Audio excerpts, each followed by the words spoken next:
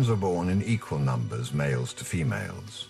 A tumbling mess of small bodies born roughly the same time in a pride, courtesy of the magic of the synchronicity of their mothers' body cycles. Their nurseries of almost same-aged cubs and equal genders make for a very social upbringing.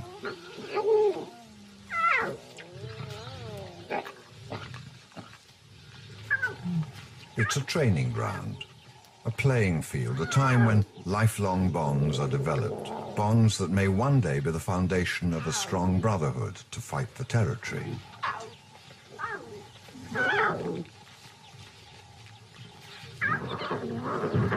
For now, soft mouths bite and gentle paws slap out. At this age, any young male that is more adventurous will attract accidents. A heavy rock may be an innocent toy, but dropping on his tender paw and this young male might just become an early victim.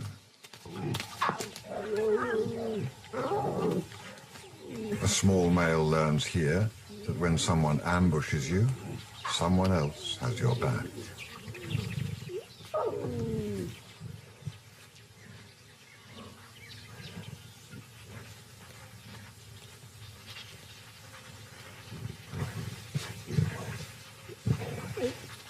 Soft fur protects them from needle-sharp teeth. The nursery system works. Cubs are seldom much more than a few months different in size, so older cubs can't do too much damage.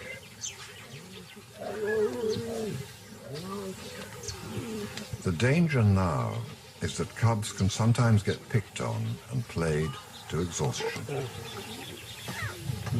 It seems as though mothers have developed a surprising protectiveness to male cubs in particular, perhaps understanding that the odds are already stacked against them. So ironically, because of this protectiveness and perhaps a more robust style of playing, little males slightly edge out the female cubs. By 3 months, male cubs often outnumber their sisters.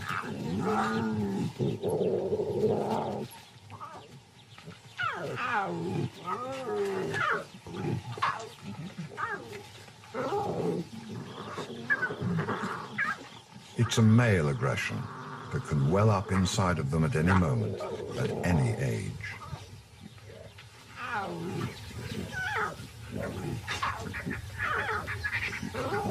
A fully grown female collapsing at the wrong time on a cub 1/10 of her size might be the end of him. Being a cub is always a risky business. If there is a loner looking out at the horizon, it's probably a young male looking to his future. Will he be number 1 or number 7? A survivor or a lost nomad? Across the grassland, across whole countries, this outcast is a perfect example of why most cubs are born at roughly the same time in a pride. If you're a single child, you get a lot of attention, perhaps even better training, but when it's time to leave, you leave alone. This young male in the Okavango Delta in Botswana has challenges mounting up every day. His genetic job now is to survive and carry his father's genes to another kingdom, to conquer it for them by spreading their bloodline. But this vast, wet wilderness will swallow up a solitary, inexperienced hunter, a young male that every resident lion wants dead. His only escape is to live on the fringes of territories now. He'll work a no-man's land between his old family's range and the next, hoping to stay silent, undetected. The pride males are alert to prey and interlopers.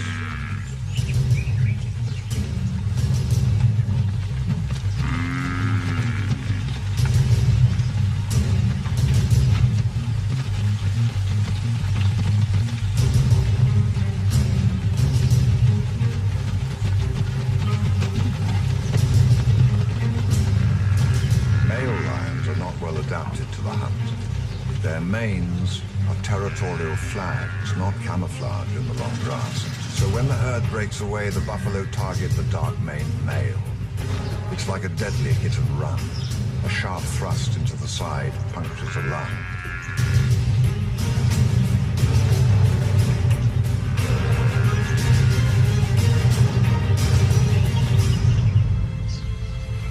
For this male, it is over.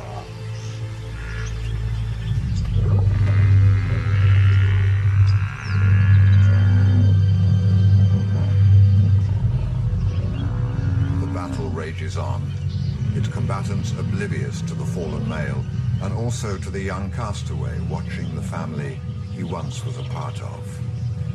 As they chase down and wrestle a buffalo to the ground for a feast at which he would once have been a favored guest, now he can only watch.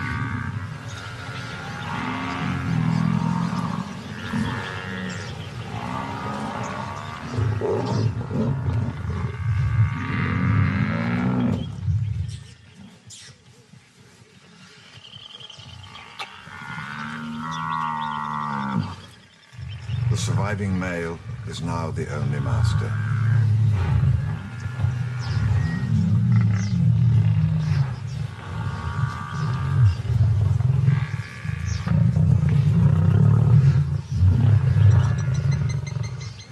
This is how the young nomad will eke out his small living.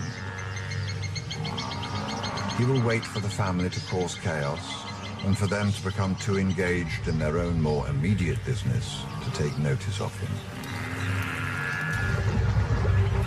The water has always been an uncomfortable place for him. All cats tackle the dark waters with caution. Crocodiles use it as their hunting ground.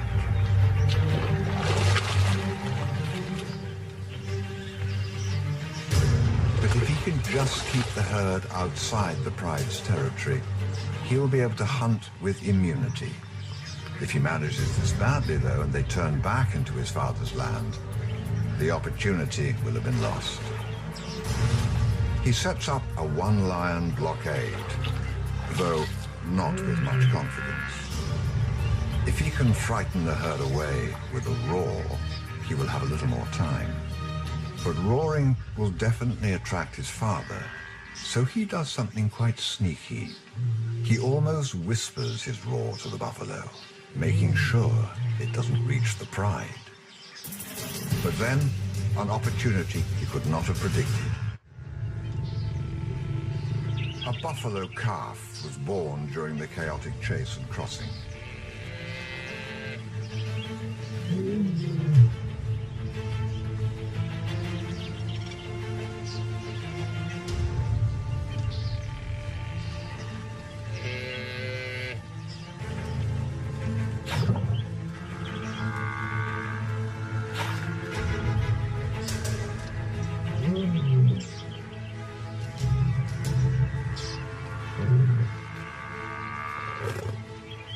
The calf is growing stronger by the second, but if he pushes in fast now, the pride may notice the disturbance and come over. If he waits, the newborn might stand up and disappear among the protected legs of the herd. It's a tightrope of risk and reward.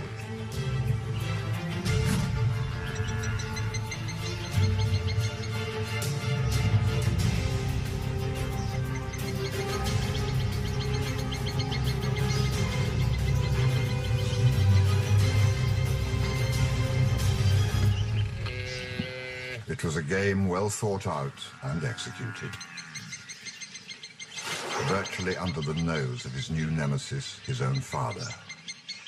Buffalo hunting is a skill he might just develop as his speciality. So will this be this young male's future? Condemned to a life of loneliness and high risk? Or will this young cub break away with his siblings when his time comes? Most nomads don't have to leave in ones or twos like the buffalo hunter. Sometimes strong bonds formed by cubs playing make the young females leave with their brothers and cousins as a whole teenager group. It happens suddenly when the regent turns on them, foaming at the mouth and shooting looks of threat and dismissal.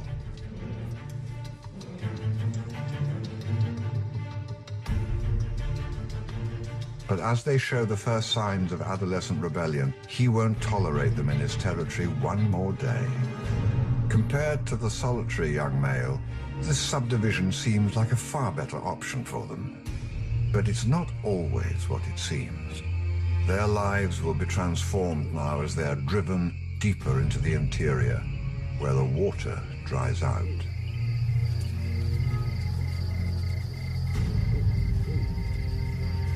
Lions lose condition fast.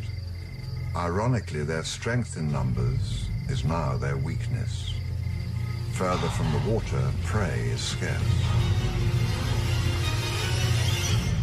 A fully grown impala antelope lasts under 12 seconds and is devoured so fast that any latecomer gets nothing at all.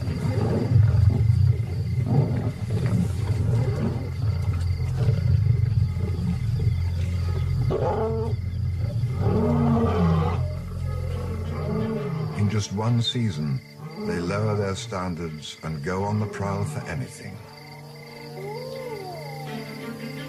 Even a 5-day-old elephant carcass, reeking of hyena and vulture stench, is attractive. Attractive enough. But they can't afford to be fussy now, not tonight, not this close to the fragile fringe of life, where even the writhing mass of maggots are not off-putting to the young lions. They are desperate.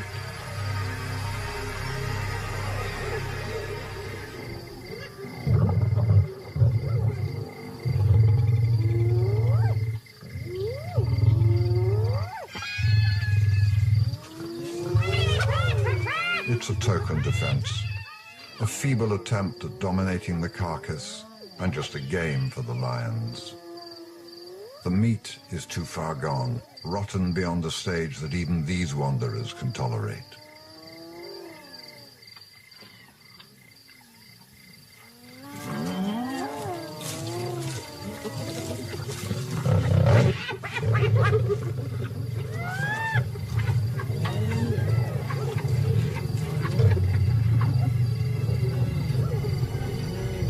And when finally they leave, the months of fighting over scraps and eating putrid remains wherever they can find them thins down their numbers one by one.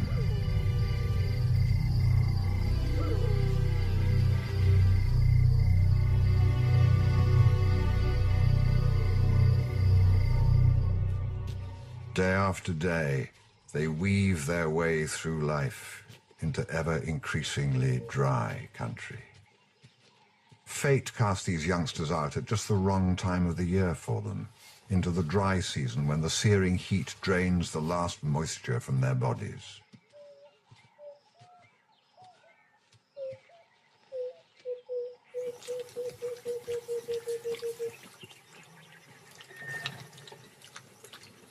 Early rains might yet save them.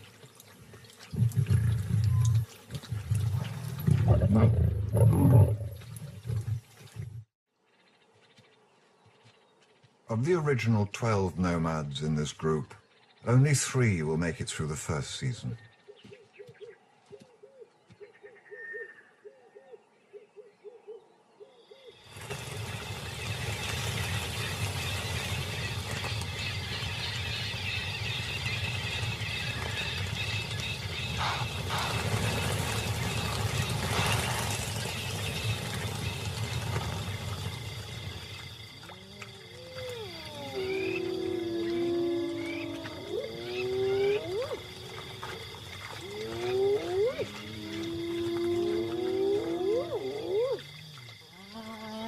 As each lost nomadic male succumbs to this inevitable process of elimination, his body adds to the life of someone else. It is the harshness of this incredible system that makes it so beautiful. The success of Africa is in its elaborateness, its balance of life and death, its harmony. For every dark shadow, there is a shaft of light. a prize for those who want to reach for it. Of all the stages of males' lives, this nomadic phase is the one that most determines their fate. Those lost wanderers that make it out of the wilderness will be hardened and beaten, but alive, the ultimate survivors ready to rule. And which will he be, a lost loner or a nomad in a group whose success seemed assured, but became victims to competition? This system of expulsion seems unfair, and even an instinct that works against their own survival, against the future of all lions. Some prides, like this one that lives along a river hundreds of lion territories to the north in East Africa, hold their grown cubs in the family a little longer, perhaps too long. A large female is keeping a secret and no one notices. She's been hunting with the pride at night and sneaking off during the day. Actually, she had 3 secrets, all 10 days old, hidden a good distance from the hunting grounds in the dense bush of a small river. She has given birth to cubs out of sync with her sisters, so she has to be more attentive. She can't add her cubs to a nursery like they all did, and she often has to miss out on the hunt. At this time of the year, zebras and wildebeest are heading south and close to where the cubs are hidden. She must conceal them, and she has to do it alone.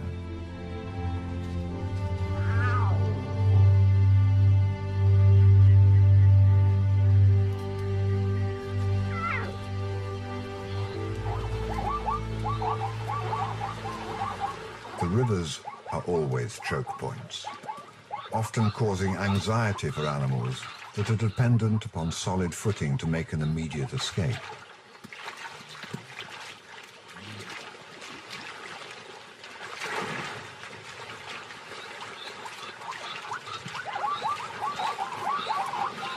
Predators know these vulnerabilities and often listen for the splashes of water and frantic calls of their prey as family members get separated and they lose focus on their surroundings.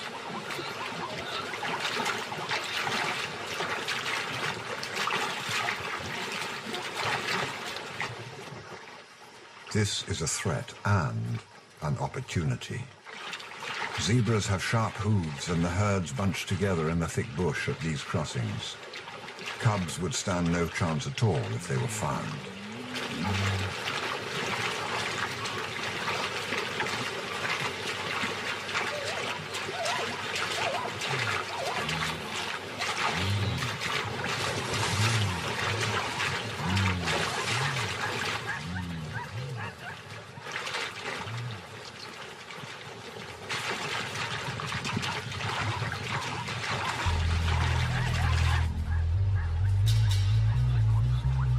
But she missed out on last night's kill, and so she takes a calculated risk as the herd moves away from the den site. She leaves the cubs and follows it into the dusk.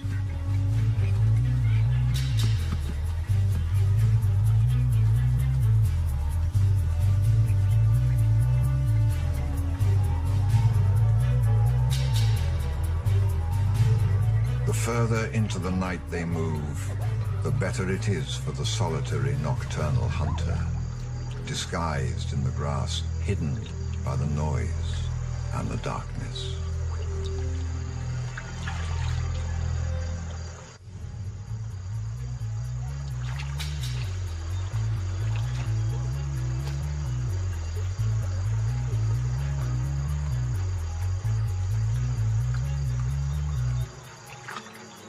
The zebras are alert, but at a disadvantage. The lioness springs her trap.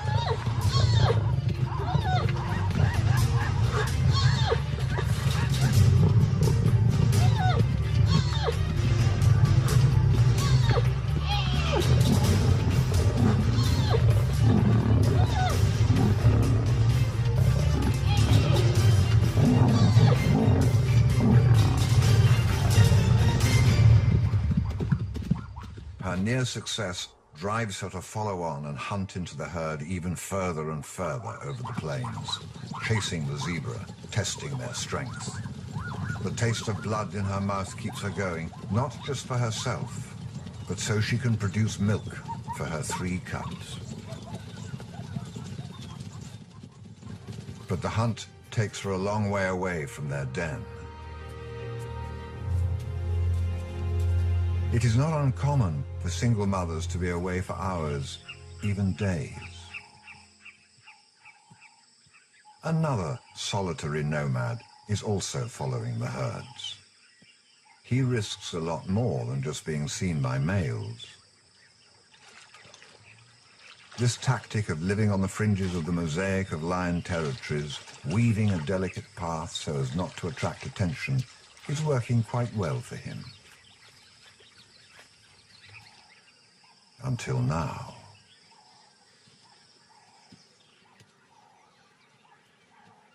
By following the zebras and not paying enough attention, this young male has walked into trouble.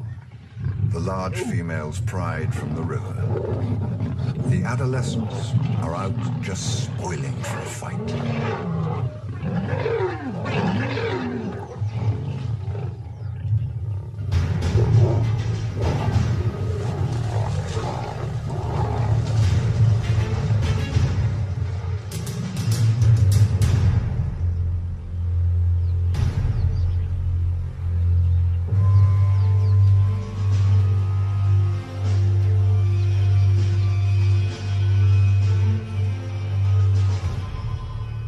Every lion is a dangerous, well-armed animal. Sometimes it's more effective just to injure your opponent quickly and let him go. A single nomad's vulnerability is that a gashed thigh will lead to infection, forever putting him out of the game. The young males had numbers in their favor and for some reason a free pass to stay a little longer in the pride.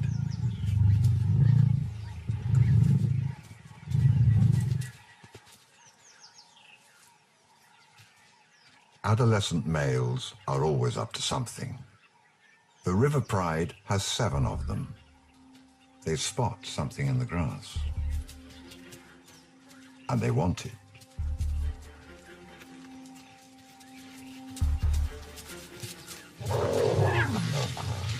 A 10-day-old cub. The cub has strayed from the riverbank while its mother was out hunting zebra. This fragile being, new to the world, has never before seen a fully grown lion other than his benevolent mother. This rough and tumble must be totally confusing.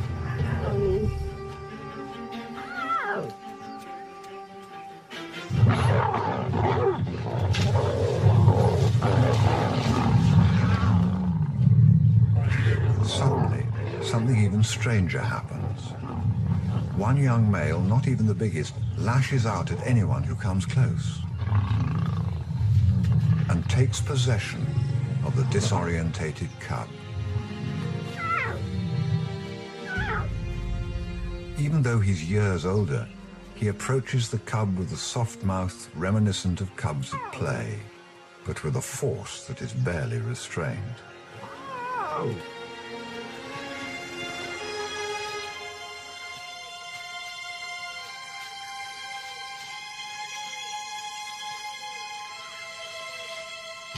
A second cub is on the move, heading for the thicket. But she's going nowhere. Everyone is now interested in these tiny lions.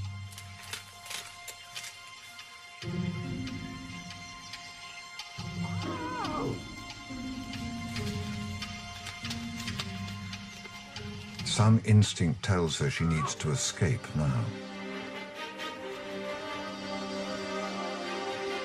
The mother is on her way home, blissfully unaware.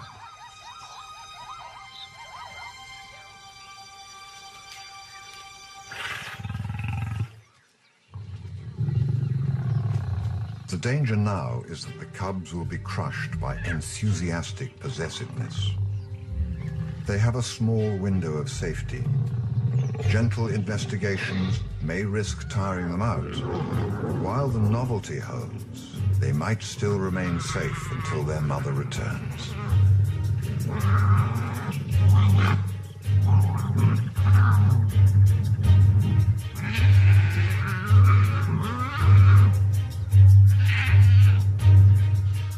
With this much tension, something is going to break. Someone will get hurt.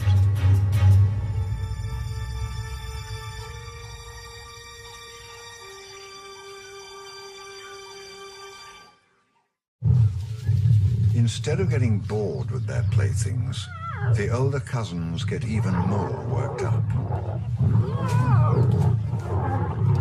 The caretaker male fights off anyone who touches his cub and crushes the little body under him.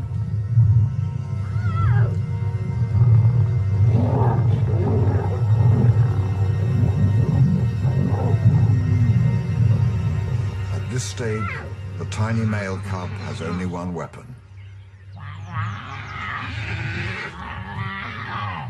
Attitude. It holds them at bay for now. But every desperate attempt at escape is foiled, and slowly both cubs start taking a beating that will sap their strength.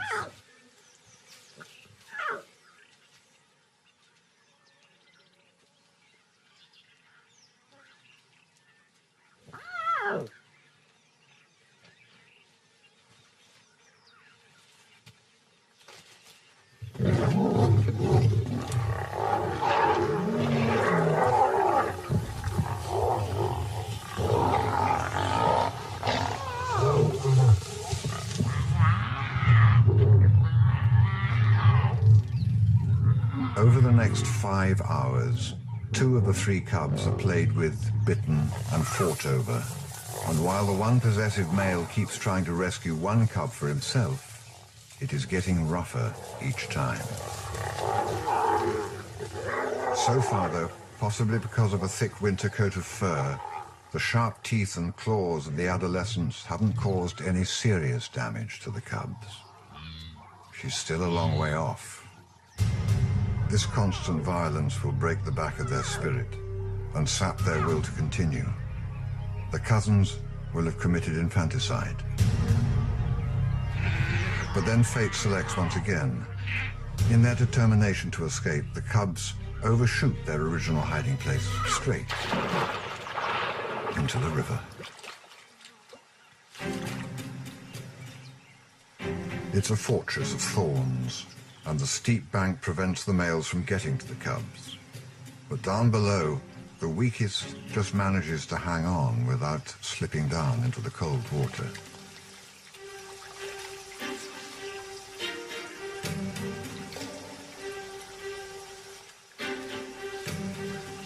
He is determined to get to the cubs.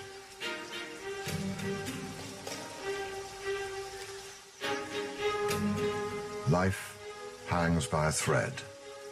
In this case, a single root or vine that could snap at any moment. Just before stepping on the foliage and breaking that silken vine, the young male hears a commotion. The rest of the lions have discovered the third cub. Whether it's curiosity or possessiveness, he's desperate to get to the third cub and either claim it as his prize or stop the others from claiming it as theirs. In the afternoon, the play turns more serious, darker.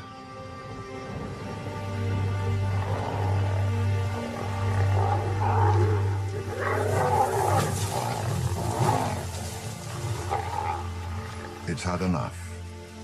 Too many heavy bodies pulled at it from every direction and fought over it for too long. And for this young male, the game is at an end.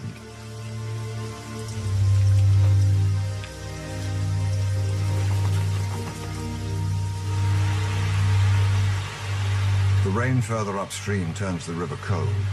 It starts to rise, flooding steadily towards the thicket, where the two survivors lie entangled in the undergrowth, already half submerged.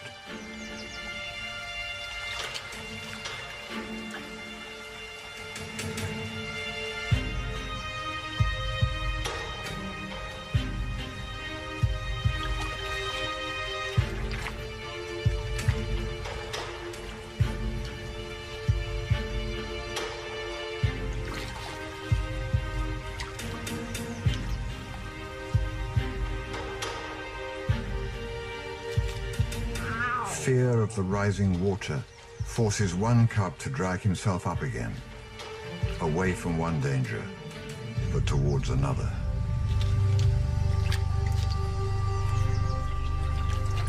The second cub barely has the strength to move. He clings desperately to twigs and vines, but as he struggles, more of the soil that anchors his precious lifeline is washed away beneath him.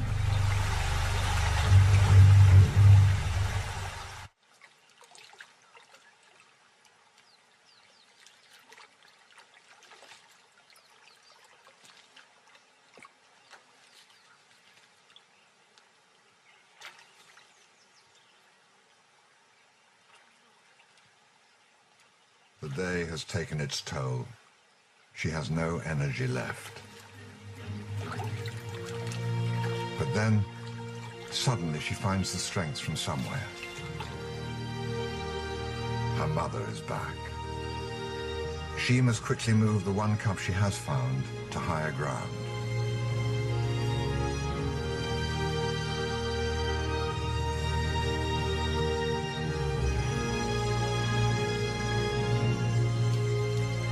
She has saved one cub. Her next instinct is to move it away from the water and hide it from the adolescents.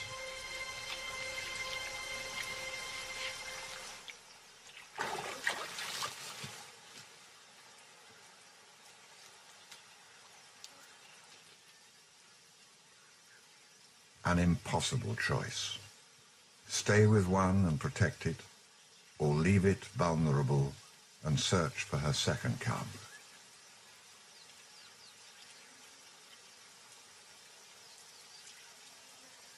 Especially while those males cannibalize one of her cubs right in front of her. What conditions make some of these cubs survive and not all of them? All share the same genes, the same experiences. So is it all chance? Perhaps, in this case, it's simply the fact that the mother won't give up on a single one of them while there is still hope. This time, she's rescued two of her cubs and managed the impossible.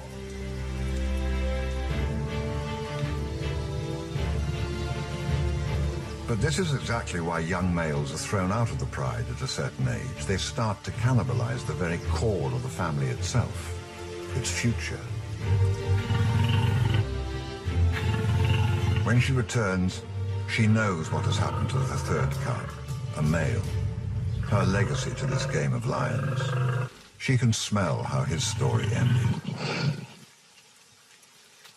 But as she approaches, growling her anger, her loss, her displeasure, she sends a more defining message, that the 7 adolescents' time as family members is over.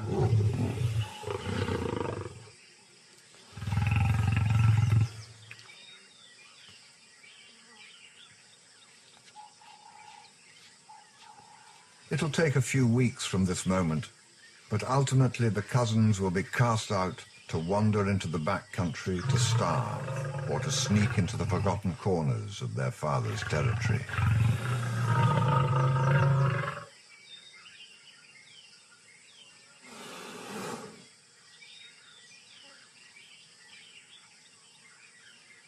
Only one of these 7 males will make it to adulthood.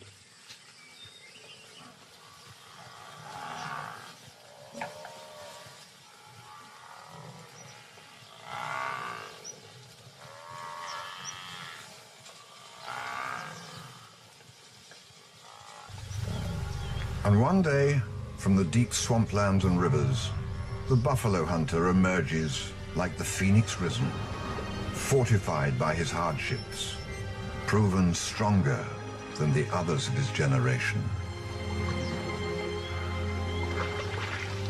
He may not be totally confident or dignified as he navigates the tricky reed beds, but he is ready for his final round. He is enticed to an island. It has buffalo and strong residents, a pride and a male. And he's here for both. He will want to take them all by surprise. And there's no better time for surprise than when everyone is busy hunting.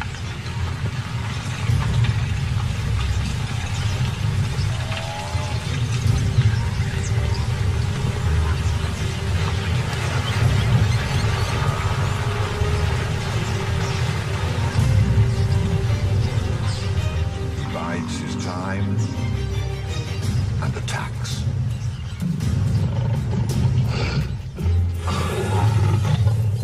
It is the culmination of his lessons. A direct, confident attack, no compassion for his victim.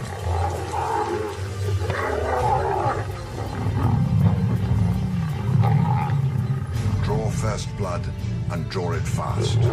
Hit hard and step back. His first order of business is to slay or fight any lion he sees, male or female. It defines his intention. It states his dominance. He is here to win.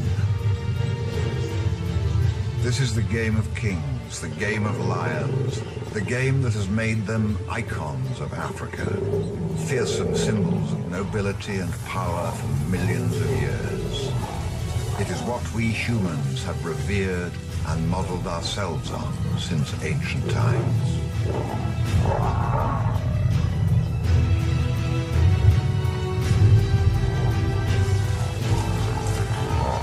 Finally, with the dominance declared and won, the throne claimed, females gathered around him, the game has one final hurdle.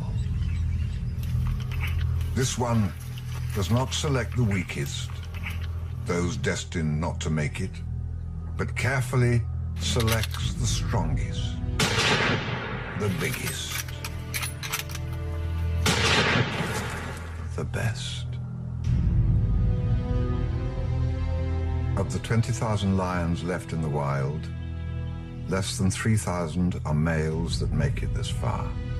Each year, 600 of those battle-weary warriors, survivors of this arduous game of kings, are shot for sport and recreation. Today, we have more statues of lions than we have real lions. Unless we change our values very soon, we'll have only these cold, empty eyes to remind us of how much we have lost.